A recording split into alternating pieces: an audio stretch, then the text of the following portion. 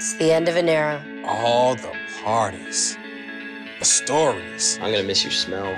You were my first. What? I knew it. I knew it. It's true. Oh, man, I'm sorry I broke your leg. I wrote a song. Sorry. Here we go. Keep the good times going with the crisp, refreshing taste of Bud Light. Here we go. Whoa. Check out this new couch. The Jeff Fisher Show, brought to you by Bud Light, Buffalo Wild Wings, Super Park, and Dobbs Tire and Auto. Hey, welcome to the Jeff Fisher Show. Good evening. How are you guys? And alongside DeMarco Farr, I'm Steve Savard. We'll be welcoming in Jeff Fisher in the next segment of the show, as we always do. D. Farr, let's get right to it. In fact, Brett Favre. Oh, no. I thought you were going to say Kurt Warner. Kurt Warner. You threw out the fast lane to me. You and Randy threw out a tweet. He threw out a tweet. What did that tweet say, just for amusement purposes? Something, I'm paraphrasing, that it's nice that somebody still, what did he say, Michelle? Nice that he still wants me or something and wish that he could still play or whatever it is. He said that he would like to call a team who needs a quarterback to see if he could still do it. But the other half of him says, stay in retirement, idiot. Yeah, and I said the other half is Brenda. Dang That's right. the one that Absolutely. said stay in retirement. Yes. The reality is, we're going to talk, obviously, with Jeff a little bit about the Sam Bradford injury, but I know he doesn't like to spend a lot of time in injuries. We'll turn the page and move forward with Kellen Clemens, but it is going to be Kellen Clemens. There's a lot of talk, and it's fun for people to speculate here and there and on the internet that it's going to be this guy, that guy. That guy's coming in to try to learn as much of the offense as he can, and in an emergency situation, go try to help the football team. Your chance to win is with Kellen Clemens. Yes. And I said on the fast lane with you guys is your best chance to win here is when you have chances to make plays and catch the ball and advance it and get another first down and get a field goal here. That's your best chance to win because Kellen Clemens has experience playing in the NFL. Okay? Yeah, absolutely. He knows the system. We've seen him. The guy will ball. He will game for you. He will lay it on the line for you. That part I'm confident. Yeah. But he's going to need some help from his teammates. Yeah, I mean, Kellen Clemens is a cowboy. He is a leader. He's a quarterback through and through. So I have no doubts about his ability, his tenacity, what he's going to bring to this offense. And some people don't really understand that even the most simplistic offenses are complicated. You just can't walk in off the street and run somebody's offense day one. It's complicated when you're trying to run it against that complicated defense. Terminology versus what you've been taught your whole life, you're going to have to learn a new language all in a week. So it's going to be on Kellen Clemens. But I agree, man. Even if Sam Bradford never got hurt, you've got some work to do. The same playmakers you just mentioned need to step up and make more plays or make the plays when they're available. Yeah, that are available. I mean, the defense has to be a stouter bunch than they have been. They played a pretty good game on Sunday. Pretty good game against a pretty good offense, but pretty good's not going to get it done. Yeah, and you feel bad for Sam. There were 3 throws that showed that he was locked in deep yesterday. The 73-yarder to Brian Quick, the 63-yarder to Tavon that unfortunately was called back because of a penalty, and then the one that was put in the end zone that should have been caught during a fourth-quarter comeback. They subsequently settled for a field goal, but there's a difference of 4 points right there. There were some points left on the field yesterday. A lot. Yes. And I thought Sam played a very, very good football game yesterday. You know, it's odd. I left that. We all did. It was a weird scene watching the team come out and then waiting for Coach Fisher and then waiting for Sam to come out. We're on the bus waiting for him. That was a weird little moment, but I still left that place thinking, I don't know if Carolina is that much better than the Rams. Oh, I don't think so. I don't know if they're 15 points better. Look, they're a solid football team. Yeah. I think in 10 times out of 10, the better team usually wins. The team that makes fewer mistakes, that was Carolina. But that team was beatable, I thought, yesterday. Very, but that's the difference between a good team and a playoff team. I mean, playoff teams go in there and they get the win. However you can, you get the victory. And for whatever reason, you just couldn't get a hold of the football game. It started out bad with the pick six, but you never could stem the tide. And I know you went back and looked, and I looked. It was the right play call for what Carolina was sending. Yes. It was there. You had a guy running the post. It was singled up. It was one-on-one. Sam was putting the ball out there, and unfortunately, Quentin Michael got just enough of the football. Did you have a problem? And when I went back and looked at everything. I looked at the scrum in which Chris Long got thrown out, the hit on Sam. I went back and looked at it multiple times. Did you have a problem with the hit on Sam Bradford? No. The actual hit? Absolutely not. No. I mean, there's a quarterback scrambling. In this day and age, quarterbacks can run the football. I mean, they're dangerous. Sam Bradford is very mobile when he breaks contain. So here's a guy trying to make something happen. Here comes a defensive back up to make a play on a quarterback who's heading out of bounds. When he made contact, you're still in the field of play. Right. And all you're trying to do is either get him on the ground or get him out of bounds, and it's just a freak thing. I'm sure the guy that hurt Bo Jackson didn't really mean to hurt him, but it's the same situation. You get yanked down from behind as you're running, bad things happen. It was weird that Mitchell stood there and exulted. I don't know. Usually when you run a quarterback out of bounds, you usually don't celebrate like you've just intercepted a ball. But when you drill their quarterback in their house in the back and he's writhing in pain, what did the Rams defense do? Right. So right. It's that type of game. But let me go back to this. And then DeMarco's referencing the Robert Quinn hit on Cam Newton on the read option, and we both said at the time there's nothing illegal with that. Brian Billick on the broadcast, the television broadcast, Brian Billick said clean hit. It was actually Cam Newton that exacerbated that problem. True. Cam Newton was the one that got up, objected to it. They objected to it here. My message to any head coach that's going to subject your quarterback to that is it's a big boys league. If you don't want your quarterback getting hit, then don't run the read option. That's just there was nothing late or illegal about what Robert Quinn did. No, not at all. But just it's an old rule. It goes back to when I was playing. I know what you're saying. If you get my quarterback, I know what you're saying. I'm going to get yours. So if you celebrate over the carcass of my quarterback, well, when I get his, if he's laying down, and he didn't know the knee was blown out. All he knew was the quarterback was hurt for a second. If he's down, if you hurt my guy and I see your guy down, well, I'm probably going to do something stupid just like you did. All right, you went back and looked, I'm sure, at the issue that led to Chris Long's ejection. I say issue. It was a major scrum. All right, I went back and looked. What was your impression of and how should it have been handled differently? I wish the officials would have been more forceful in that situation. I mean, we're screaming. There's a 30-second, 60-second scrum going on, and Robert Quinn is trapped behind enemy lines. There's 4 guys on him. There was 4 guys at one point. It started with 2. There were 4 guys working him over at one point. Plus the bench is right behind him. So if you don't think someone's going to come in, several guys are going to come in eventually to his aid, you're not dealing in reality. My problem with it, the officials, you throw the flags in the air and sort it out later. Yes. But somebody, as a player, if you in the middle of this and it's going on for a minute and you don't see a flag, you don't see any deterrent here, you think, hey, it's okay. It's on right now. But the minute that stuff goes on, throw the flags, then huddle when you get everybody calmed down, and then figure out who's the guilty party. Well, I'm going to look as a player. I'm going to look and see my guy being tagged, and I'm going to expect the official to get in there and break it up to stop it.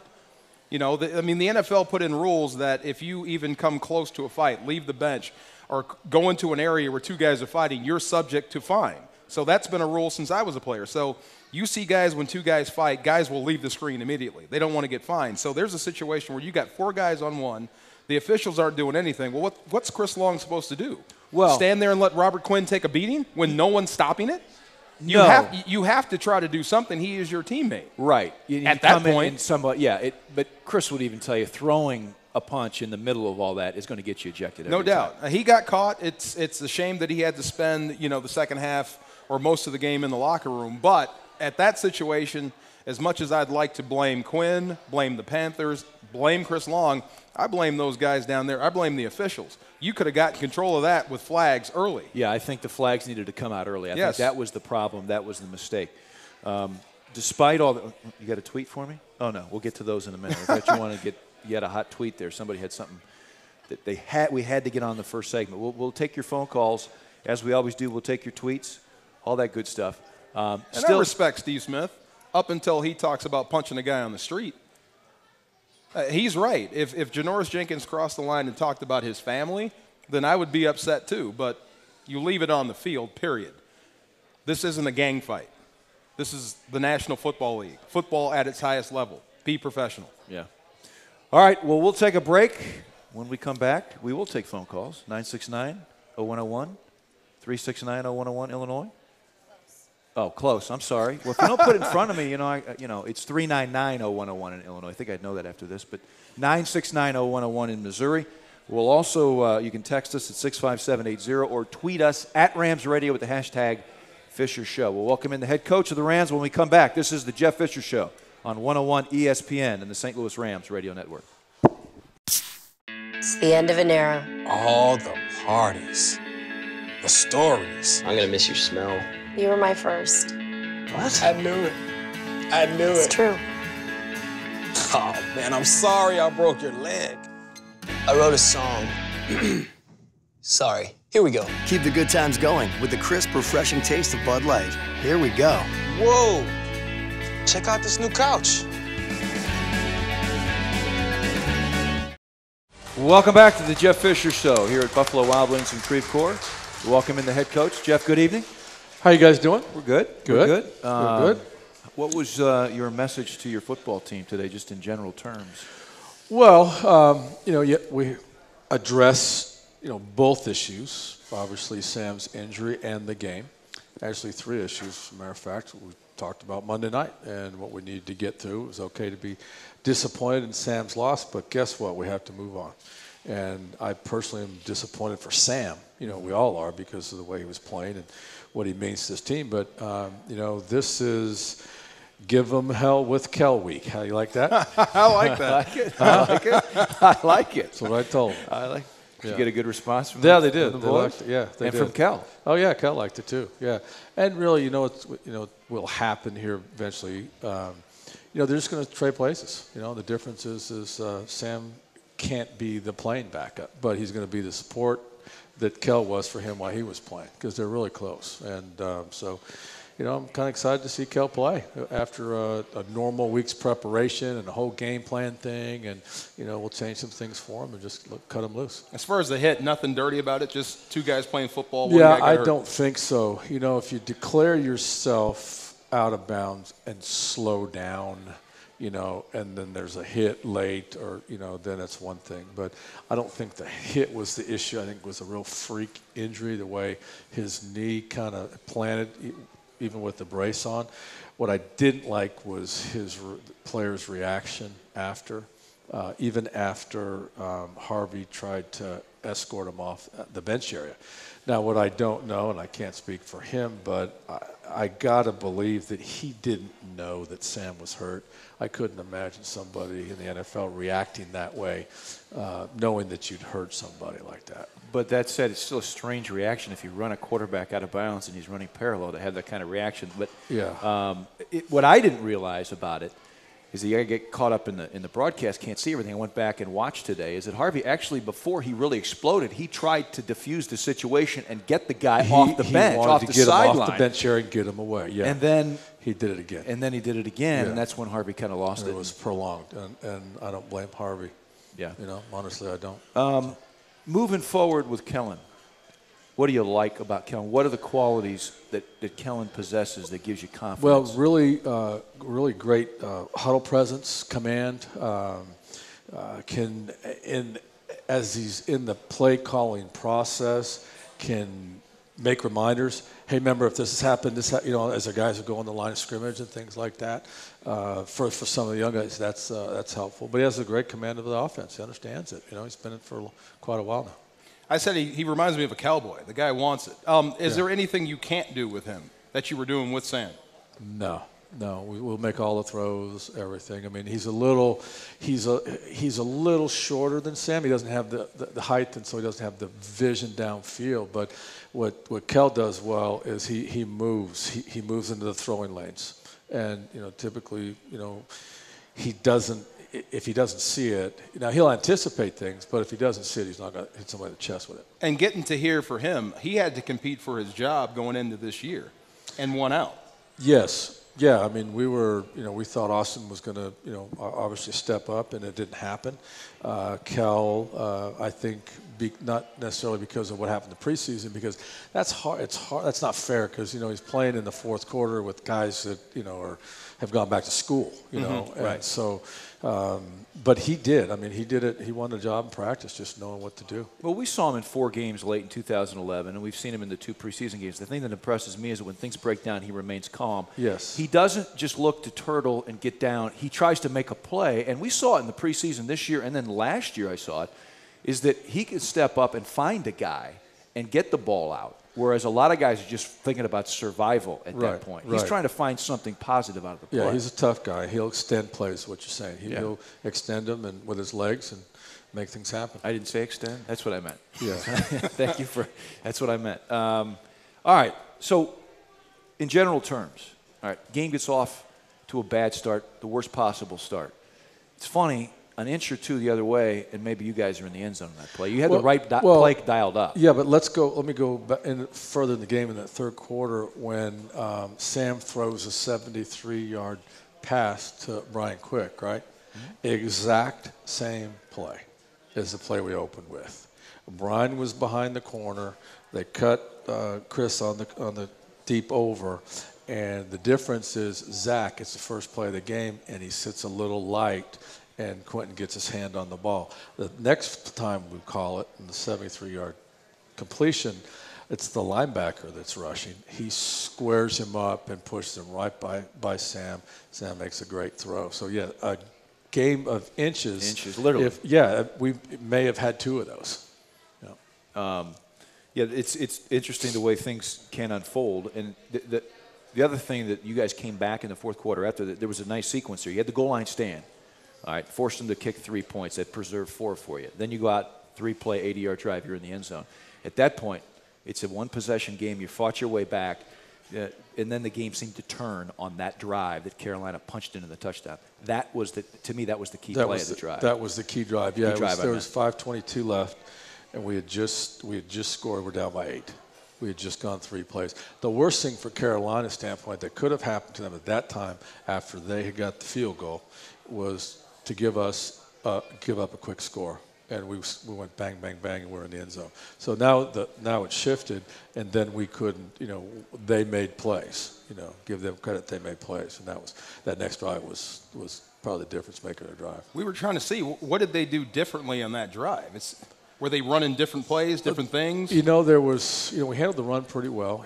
They kept trying different things because we were stopping things, whether it's conventional power, weak side stuff, or it was the unconventional read option and that kind of stuff. So they kept trying different things. The option was a big play. We were in zone coverage, and he brought the ball out, and so pick up a 12-yard run in the first down. That was one of the plays. And then we lost contain. Will loses contain on one play and gives up a play. So, yeah, that was the frustrating part. We still had opportunities. We just struggled converting third downs, before Sam got hurt. Yeah, at one point, D'Angelo Williams had 1 yard on 8 carries. I mean, that was the kind of job you did, bottling him up. Let me go to the exchange. First of all, before that, Robert Quinn hits Cam Newton. Perfectly legal play. In fact, he arrives almost the same time at the mesh point. It was almost a fumble. It was almost a fumble. Yeah. And really, there's nothing illegal about that.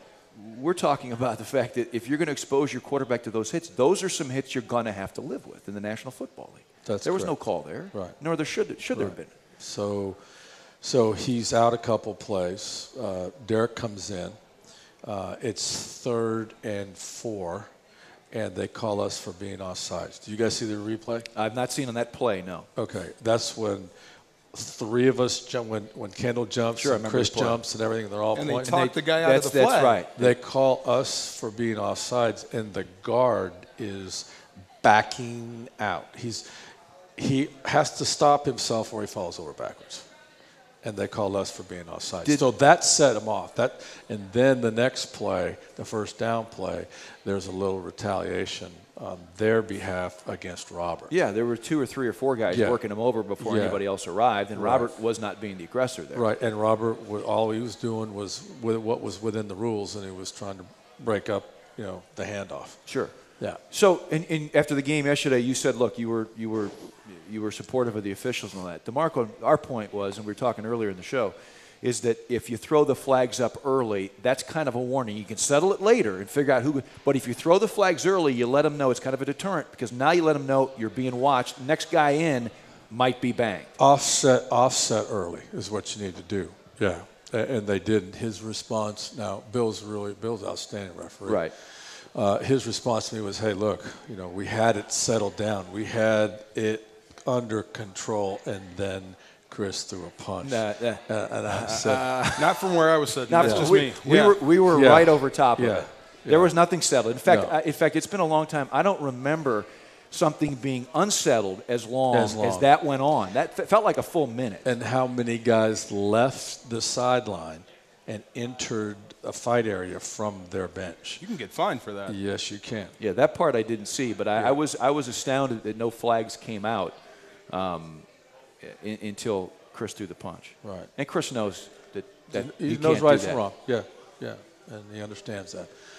So then we still, at that point, right, we hold them to 3 because it was after that they got down the ball inside the 1 yard line. We had the first and second down stop and the third down stop, and then he has, or the early second down stop, and then 35 gets called for unsportsmanlike conduct, kicks somebody in the pile, and that puts him back on the 16-yard line to kick the field goal. Yeah. The other thing before we go to break, and we'll start taking some tweets and comments here, but the other thing is that you guys stayed disciplined with the run. Early on it wasn't working, but then Zach started getting loose. You stayed with it again yesterday. Well, we did, and what hurt the average was, I mean, they're good up front. We had some tackles for losses here and there, but we stayed with it. We kept banging it. He handled that screenplay really, really well. And then the toss towards you guys, crack toss towards you guys, he set it up, waited, and then he got 21 on that play. I think. Yeah. All right, so we will step aside. You can call us, talk to Jeff Fisher, 969-0101 in Missouri, and Illinois 399-0101. Text us at 65780, or we'll take your tweets at Rams Radio with the hashtag Fisher Show. Back in a moment on the Jeff Fisher Show on 101 ESPN of the St. Louis Rams Radio Network. It's the end of an era. All the parties, the stories. I'm gonna miss your smell. You were my first. What? I knew it. It's true. Oh, man, I'm sorry I broke your leg. I wrote a song.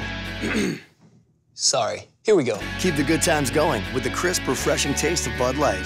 Here we go. Whoa. Check out this new couch.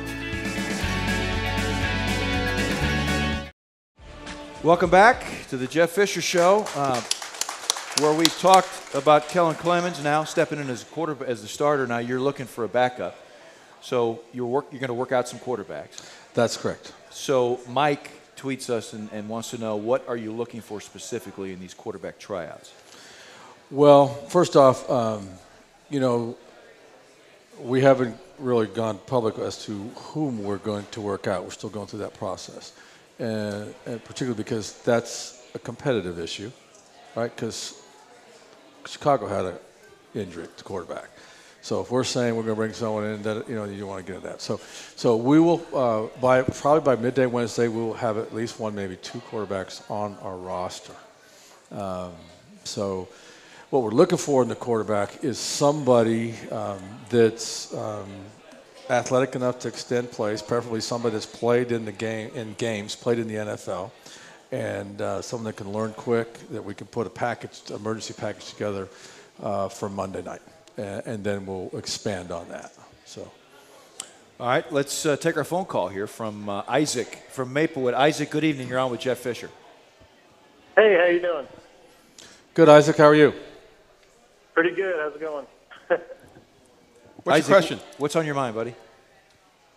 Yeah, my question is, with Kellen Clemens as the starting quarterback, do you think we can beat teams like the Niners, Seahawks, and even the Colts, and still have a chance to get a wild card spot possibly? Well, that's our expectation. Everyone in the building, as we said earlier, needs to step up and get better and help out. Our young guys are, I think, developing around the quarterback position. Offensive line's not changing. The running backs aren't changing. There's some promise there. So, yeah, that's our expectation. Defense has to play better. We've got to improve. We've got to improve our pass defense and protect the football. We were talking prior to Sunday. We had 2 consecutive weeks. We were 7-0 in takeaways. We didn't give the ball up. Gave the ball up 3 times, realistically 2, because the last one really with an impact on the game. But 2 and 1 in a critical field position where we're getting a chance to score. And so protect the football, play good defense, get turnovers. Yeah, you can win. You had a chance. You were 4th and goal at the half-yard line. Easy decision for you to go for it? Yeah, I was a little disappointed that because we were goal to go. I was disappointed that we didn't capitalize on the earlier downs. Right. But, yeah, it was that tight. And I felt like, I was trying to accomplish 2 things. Once they had not given up any points in the first quarter in, 5 games prior. Right. So I wanted to get points, and I knew that because we were so tight that we would have an opportunity defensively to create some problems, because put some pressure on the quarterback. Now, we anticipated quick little play action, kind of a little, we call a fan pass where fullback goes to flat, and he does that. So we were defending that.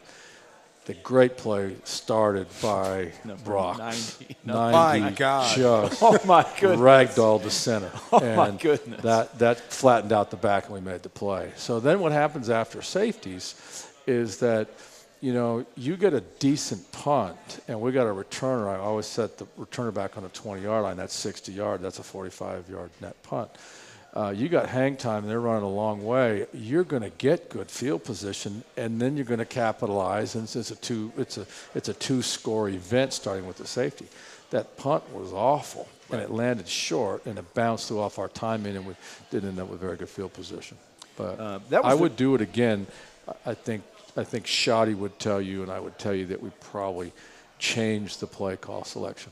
On that play he on the ran, 4th down. If they jump it, there's no outlet. There's no other place to go with the football if they jump the route, right? Well, we had 2. We were protecting 2. We could have created. There was probably a better play call. That was their first. But that's. I mean, he didn't call it because he didn't think it wasn't going to work. That's how play calling. You know how hindsight works. Yeah. I know. That was actually the first red zone possession they'd given up in the first quarter in 5 games. Yeah. And so what I liked, again, about your offense, and we talked about the last 2 weeks when, whether it's Chris Givens missing connections, still going down the field and scoring, I like the fact you got off the awful start, but you come right back and put a drive together. You put a couple of drives together. One was interrupted by the fumble, and the other one, you got to the half-yard line.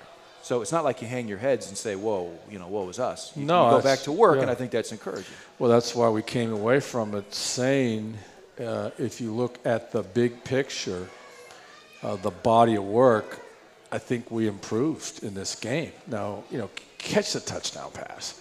It's not, we don't have the tripping call. It's a different game. It's a different game.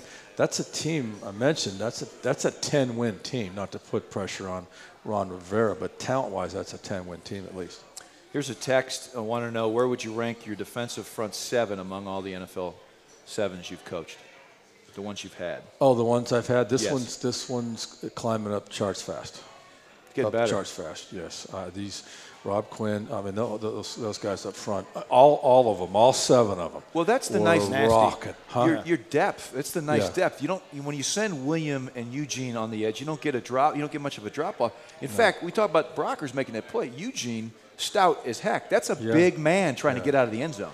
And he held him up. Did you notice the front that we were in, where we were an under front, but we were tackle, and the end was a 3 technique, and then we had the end. Yes. Yeah. You noticed. Oh, yeah. It was fun for a reason. Huh? Big smile. Yeah. The center noticed what fun you were in. Yeah, he did. Let's go to in-house question here. Dahlia, is that your name? Hey, yes, welcome. Welcome. Thank you. Hi, Coach. I was wondering, during Sam's absence, will the offense be organized differently? Good question. There's going to be different things in our offense week to week based on opponent. But our offensive system, the reason Kellen's here is because he knows the offensive system. And so, we may do some different things with him. But, it's a week-to-week deal from a game plan standpoint. I guess I'll answer it this way. He's not going to be limited. We're not going to limit what Kellen's able to do. How do you describe, a lot of fans in St. Louis, thank you, Dahlia, don't really know Kellen. How do you describe his personality? What kind of guy is he? What kind of a teammate is he? What kind of a guy to coach is he? He's the first one in the building in the morning. He's in the little coffee area. He grabs a cup of coffee, walks down the hall, says hi to all the coaches. Let's go to work. Kind of that guy, I mean, he loves what he's doing. He's having fun, challenging the defense. He appreciates the position he's in. He does, yeah. And he just looks forward to coming to work every day. Let's go to Dennis. Dennis, right? Hey, Dennis. I knew that. You knew that. I knew that, Dennis. Sorry about that. No problem. Hey, Coach, you were just talking about the front 7 playing so great. What about Cortland Finnegan? Will him coming back help some of the young kids out in the defensive backs? Yeah, good question. I definitely get him back on the field. We're asking Roddy to do a lot of different things right now, and he's doing them well. He's getting better each week, but to be able to get Court at least back in the nickel defensive scheme-wise would definitely help us, and we're optimistic that it might be this Monday. So good question. Talking about Rodney McLeod? Yes. Okay. Call him Roddy? I said Rodney. Rodney. Okay. You know Cortland better than all of us. Is it eating him alive, not playing? Yeah. I mean, that's the kind of guy who strikes me as it really matters to him to show up and play it every does. Sunday. And the last time that I personally faced the Carolina Panthers, it was a war between he and Steve Smith, and that's kind of what we miss. A lot of wars between Cortland and wide receivers. Yes. Andre Johnson. And Steve Smith. What's the common denominator there? Cortland. Yeah. Here's a text from Ken. How do you address mistakes like the drop ball by Brian Quick in the end zone? What do you say to that player? Or maybe to his position coach? What can you say? Yeah. How do you handle that? Hey, he's here to make that play, and so I think he got, and his position coach will go into detail and say, what did you do wrong here? Or how could you have avoided the drop? And that's what you do. It's a concentration, focused thing. Is it different if you're more explosive off a line of scrimmage? Do you get more separation down the field, which means it's not a contested catch? Things like that. But that's it. I mean, guys fundamentally don't make, I've heard you say this so many times, they don't make mistakes on purpose. Right. Yeah. You got a guy that continues to do them. At some point, it now becomes our fault, right? Yeah. Okay. Right. Then you got to make change. It's not like he can't make that catch. No. You've seen him do it 1,000 That's times right. before. He just did. All right, we'll take a break, come back, look ahead to the matchup on Monday Night Football against the Seahawks at the Edward Jones Dome. Back in a moment on the Jeff Fisher Show on 101 ESPN and the St. Louis Rams Radio Network. It's the end of an era. All the parties, the stories. I'm gonna miss your smell. You were my first. What? I knew it. It's true. Oh, man, I'm sorry I broke your leg. I wrote a song. Sorry. Here we go. Keep the good times going with the crisp, refreshing taste of Bud Light. Here we go. Whoa. Check out this new couch. Welcome back to the Jeff Fisher Show. We have a call we're going to take here from Collinsville. Christian wants to talk about the end of a very tightly contested game yesterday. Christian, you're on with Jeff Fisher. Hey, Coach Fisher. I just want to say you're doing a great job, and I love watching games when our team actually has some excitement. It's the first time in 3 or 4 years I think the quarterback got knocked down, and the players just actually thought twice about it and actually cared. Thank you. But my question is actually more related to the Jets and Patriots game yesterday. And I know you're on the competition committee. And I was wondering, what exactly was the motive behind that rule where the defense can't push a player in the back to try to block the field goal, but on offense, like a lineman's allowed to push a running back into the pile? Thanks for answering. Okay, yeah. We looked at a ton of plays last offseason, and we had increase in injuries. Let's just visualize yourself being an interior lineman and you're protecting the field goal. You have to get very, very low, and you have to interlock your legs, and you have to stay low and prevent penetration. Well, what teams were doing is they were overloading, literally going sometimes 5 guys on 2 with 2 pushers, and they were pushing their teammates through the gaps in an effort to block the kick. And so we eliminated, as a committee, we eliminated that for tries and field goals. So no longer can you push a teammate through a gap in an attempt to block. Okay, so that was a very specific rule change last year. And penalty for that's 15 yards. And so what happened in the ball game is I think either the Patriots tried to skirt around the rule or were not clear about the rule, but they had an adjacent lineman, not one stacked behind, but they had an adjacent lineman with his hand down, just stand up and push his teammate through a gap. That's a penalty. That's a foul. And then as a result of that, they got a first down and got to re-kick and lost the game.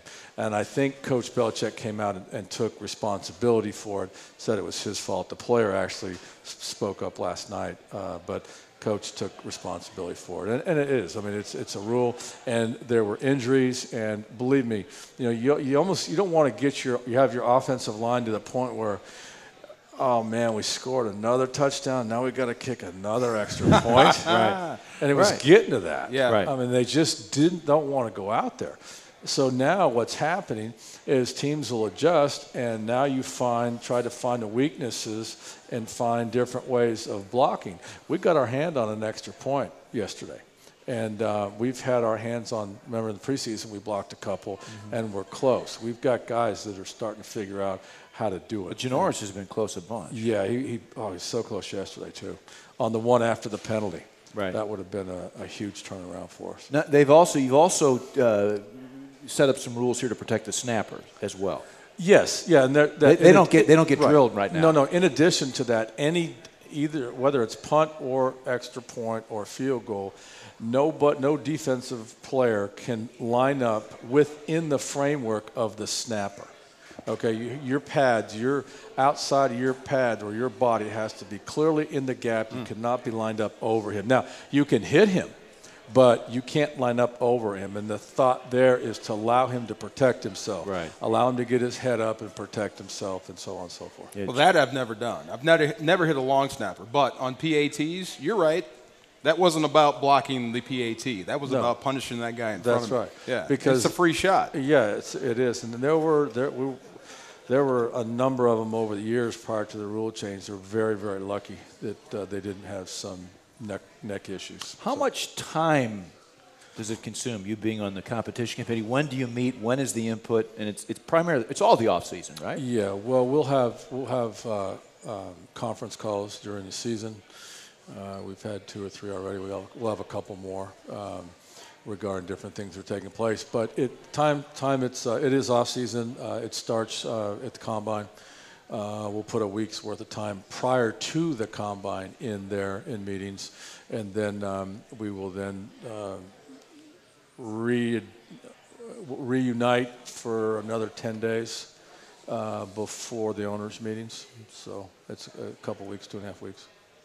All right, let's transition to the game coming up, Monday Night Football. First of all, I think it's great that Monday Night Football is coming back to the Edward Jones Dome. Absolutely. It's high time. It's been a while. And, it is, and you look at it, it really is a reward for playing well. I mean, this is a reward for what you guys did last year.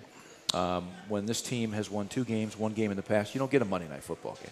No. The NFL wants teams, and tonight you've got a strange one because usually you don't have a clunker like this early in the season. Right. But the NFL wants a showcase game. These 2 teams last year were either playoff teams or right. very, very and that's what close. It's based on. Yeah, and that's they like that matchup. But so it's a reward. So do you consider it a great reward? Do you look forward to these games? I'm excited for the players because the Monday night thing is great for players.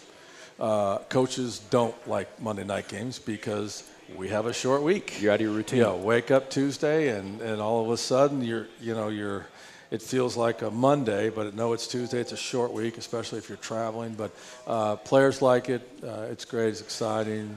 The hard part about it is it's a long wait. That 7:30 kickoff it seems like it takes all day long to come around. So we've got some challenges ahead with respect to baseball and the Cardinals. There's a chance that they're playing simultaneously Sunday, or Monday rather. So we're going to kind of do our business at Rams Park rather than go downtown and all that kind of stuff because typically we'll stay at the hotel, as we do. So we adjusted a little bit, but we're pulling for the Cards. I know they'll be pulling for us. And if they do end up, in that game, then I hope they get a lead and post a score every 30 seconds. Yeah. Yes. Keep them cheering. Yeah. Well, they might sweep them in 4. It won't be necessary. That's right. Then the Cardinals can come over. Yeah. Watch you guys on the sideline and then have the parade on Wednesday. I think that sounds good. Any That's a better carryover idea. From Cam Newton facing Russell Wilson? Both guys that utilize that zone read, that zone action stuff? Based on our studies, I think Carolina has taken the zone read to another level. But Russell is just so athletic and so quick. He gets away where Cam is a little bit more deliberate. Russell was he's special. He's hard to get down and doesn't have as good a vision as he does. He's got great arm strength. But we'll see. They'll have some wrinkles because they've seen us in 2 of the last 3 weeks, 3 of the last 4 play those concepts. And they've got a lot of tape on it now, so we'll see. Marshawn Lynch, a lot like Frank Gore. I mean, these guys run hard. They run behind their pads. Yeah, he does. Yeah, he's a good back. Yeah. Someone told me that they would take him over Peterson that's playing tonight if it was 3rd and goal from the 3. So hard to disagree with. Yeah, I mean, either one of them. Ask Arizona. Either one, you got a chance to get it in. But he's a good player. They're playing at a very high level on defense, Seattle, all over. But that secondary is really, really good. I mean, they're long. They contest. Corners are tall, long. They challenge routes. Safeties are excellent. Chancellor's a big hitter. They're excellent. And, this is not a big deal, but I'll make it one. They got a long week, right? They played Thursday night. Okay, so now then they got to wait all the way till Monday to play us. So they get an extra 3 days of preparation. And guess who's off this weekend? Your next opponent. Yes. They're off this week, and we play them on a short week. The Tennessee Titans. Yes. So, and I'll turn that into a positive. There's too much idle time. There's too much timing that gets off. You have a week. Sometimes you worry about timing in bye weeks, right, where it's off and things like that. We won't have time to think about it. We're just going to line up and go. I'd rather be quick than long. Yeah. Just let's get right to it versus make me wait. Right. Yeah. Did you love Monday nights as a player? It took, like you said, it took me a while to get used to it because the game is so far away. When you wake up, you eat like a new game. You eat, you go out and you play. And now with this, you have to eat. You have to worry about lunch. Yeah. And when do you start turning on that game face? You said worry about lunch or look forward to lunch? Look forward to lunch. Worry about lunch. Same thing. Okay. When do you put on that game face? But it's what it is. It's the nervous energy. Yeah. That's what's kind of, it fatigues you, and it's just all day long. So you have to stay occupied and just kind of relax, keep your heart rate down. Jeff, thanks. We'll turn you loose. Thank you. Go get ready for the Seattle Seahawks. All right, we'll see you. How about a hand for Jeff Fisher? Thank you for coming out. I want to thank Dodie Rahman, Chris Files, Michelle Smallman, from my partner DeMarco Farr. I'm Steve Savard. Thanks to everybody here at Buffalo Wild Wings. This has been the Jeff Fisher Show on 101 ESPN and the St. Louis Rams Radio Network.